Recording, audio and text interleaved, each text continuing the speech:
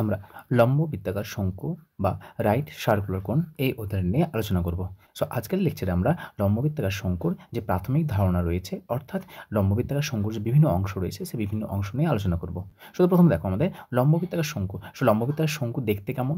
লম্ব বৃত্তাকার শঙ্কু দেখতে দেখো আমরা পাশে একটা চিত্র অঙ্কন করেছি, এটা হলো আমাদের একটা লম্ব বৃত্তাকার শঙ্কু। তাহলে এসো আজকে আমরা লম্ব বৃত্তাকার শঙ্কুর যে প্রাথমিক ধারণা রয়েছে সেই প্রাথমিক ধারণা নিয়ে আলোচনা করি।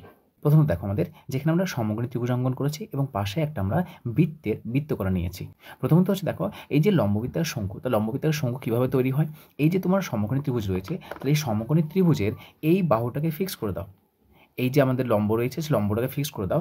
ফিক্স করে দিয়ে জাস্ট এই যে আমাদের ভূমি রয়েছে সেই ভূমিটাকে নিয়ে এক পাক ঘুরিয়ে নাও। এক পাক ঘোরালে দেখো যদি ঘোরানো হয় তাহলে ঘোরানো হলে কীরকম হবে বলো তো? দ্যাট এরকমভাবে হবে আমাদের,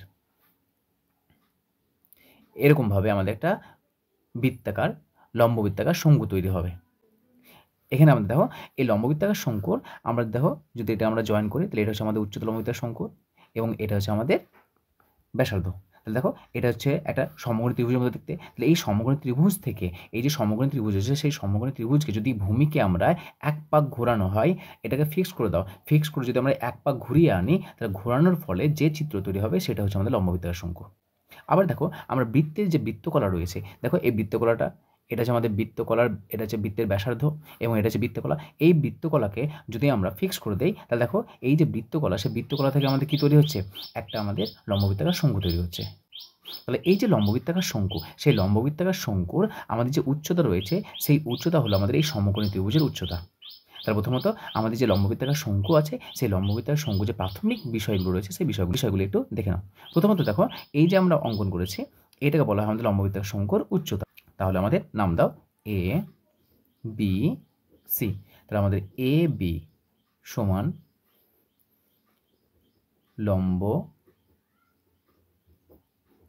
বৃত্তাকার এ বি সমান উচ্চতা, বিসি যেটা রয়েছে সেই বিসি হলো আমাদের ব্যাসার্ধের দৈর্ঘ্য।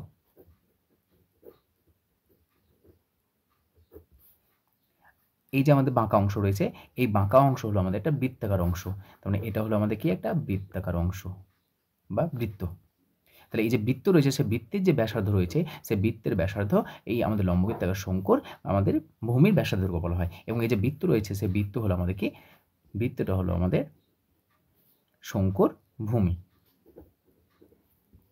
এবং দেখো এই যে এসি রয়েছে এই এসিটা কী বলতো? এই এসি হলো আমাদের যে সমকোণী ত্রিভুজের যে অতিভুজ সেই অতিভুজটা এখানে আমাদের লম্ববৃত্তাকার শঙ্কুর ক্ষেত্রে আমাদের তির্যক উচ্চতা। তার মানে এসি সমান তির্যক উচ্চতা। আমরা কতগুলো অংশ পেলাম? নাম্বার 1 আমরা এবি লম্ববৃত্তাকার শঙ্কুর উচ্চতা বলা হয়। বিসি হলো আমাদের যে ভূমি রয়েছে লম্ববৃত্তাকার শঙ্কুর ভূমি বলা হচ্ছে, সেই ভূমির ব্যাসার্ধের দৈর্ঘ্য হচ্ছে আমাদের বিসি। এবং বৃত্ত রয়েছে সেই বৃত্তটা হলো ভূমি। আর এসি যেটা রয়েছে সেই এসি হলো আমাদের লম্ববৃত্তাকার শঙ্কুর তির্যক উচ্চতা বলা হয় এটাকে।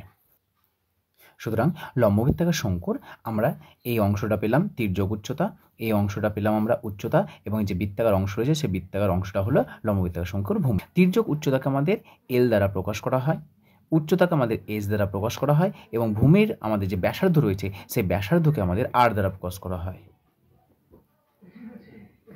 আমরা লম্ববৃত্তাকার শঙ্কুর যে তল রয়েছে, সর্বশেষ আমরা তল সংখ্যা পাচ্ছি, দুটি তল রয়েছে।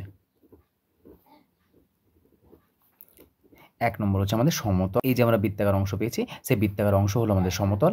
এবং 2 নম্বর হলো আমাদের যে বাঁকা অংশটা রয়েছে, তোমরা দেখো চিত্রে দেখতে পাচ্ছ এই যে বাঁকা অংশ, সেই বাঁকা অংশটাকে বলা হয় আমাদের বক্রতল। বা